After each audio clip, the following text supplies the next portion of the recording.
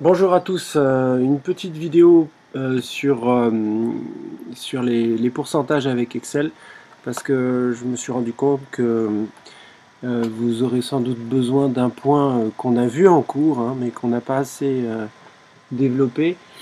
C'est notamment l'ordre entre les différents opérateurs que vous allez retrouver dans les formules ou dans des fonctions.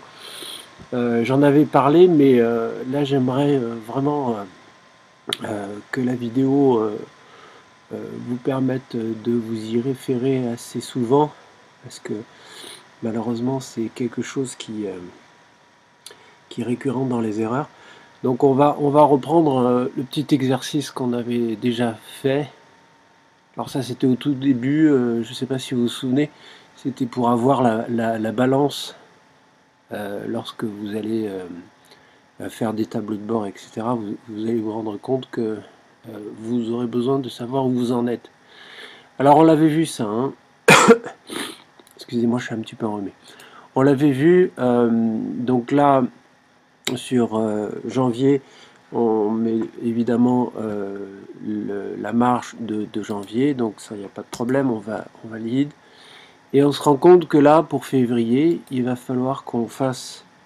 Alors, je vous avais parlé des petits tiroirs, hein. Référez-vous au cours, au chapitre sur ces notions de tiroirs. Donc là, il faut prendre la, la marge de février et l'additionner, évidemment, avec la marge précédente. D'accord? Donc là, on additionne bien les deux tiroirs. Ça, on l'avait vu. Hein. Donc après, j'ai plus qu'à faire l'autocomplétion jusqu'en juin. Et là, ça va bien aller chercher, pour vérifier, on clique sur la barre de formule, ça va bien aller chercher mars et février. Mais comme dans février, il y a aussi la marge de janvier, ça nous donne la balance pour les 3 mois. Donc là, il suffit de vérifier, hop, vous voyez que les tiroirs qui sont pris, c'est bien en haut, en bas, en haut, en bas, en haut, en bas. Okay. Mais c'est pas là-dessus que moi je voulais qu'on fasse un point parce que ça, je pense que pendant le cours, si vous avez compris comment ça se passait.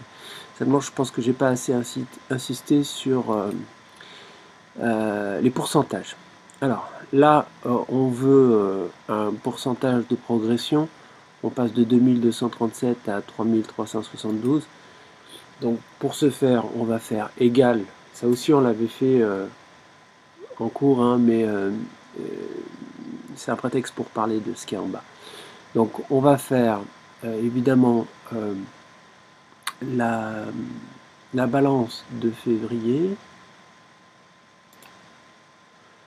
moins,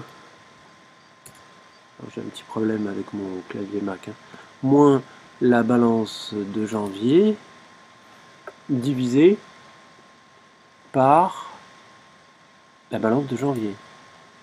Et là, évidemment, ça nous donne ça. Alors, si on met en pourcentage, le format pourcentage, il est là. Hein. Ça nous donne un pourcentage qui est complètement hallucinant. Et ça vient... Alors, quand vous avez un problème, un résultat incohérent, etc., je vous ai dit, je vous répète, que vous devez vous référer à la barre de formule. Hein. On est bien d'accord. Et là, en fait, il y a une confusion pour Excel qui ne sait pas comment traiter les opérateurs. C'est-à-dire là, vous avez moins, vous avez divisé. Il ne sait pas par quelle opération, en fait, commencer. Et pour ça, il faut lui donner des indications sur quoi réaliser d'abord. D'abord, on aimerait qu'il y ait C6 moins B6, donc cette partie-là, et qu'après, il y ait une division par ce qu'il y a dans la cellule B6. Alors pour ça, on va indiquer, avec des petites parenthèses, l'ordre dans lequel il va le faire. Pourquoi on met des parenthèses? Eh bien tout simplement parce que il y a un moyen mnémotechnique de savoir quelle est la priorité des opérateurs qu'il va traiter en premier. C'est d'abord les parenthèses, ensuite les exposants, ensuite les multiplications, les divisions, les additions et les soustractions. D'accord? C'est comme ça qu'il va aller chercher les parties dans une formule où il y a plein de choses compliquées, etc., plein d'opérateurs logiques comme ça, enfin d'opérations, il va aller les chercher dans cet ordre-là. Et il y a un bon moyen mémotechnique en anglais, c'est Please excuse my dear Aunt Sally. C'est-à-dire, excusez ma très chère tante, ma chère tante Sally. Et en fait, please c'est pour parenthèse, excuse c'est pour exposant, my c'est pour multiplication, dear division, aunt addition et Sally soustraction. D'accord? Et là, si on valide l'opération qui va se faire dans le bon ordre cette fois-ci, puisqu'on a mis les parenthèses, ça nous donne le résultat escompté, d'accord?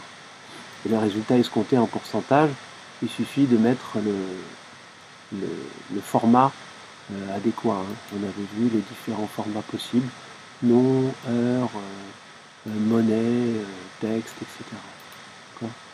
Là, comme on voit un pourcentage de progression, on voit que la progression entre 2237 et 3372, elle est de 51%.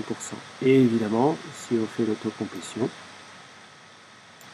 ça va nous calculer les différentes progressions au fil des mois. Voilà, c'est tout pour cette petite vidéo.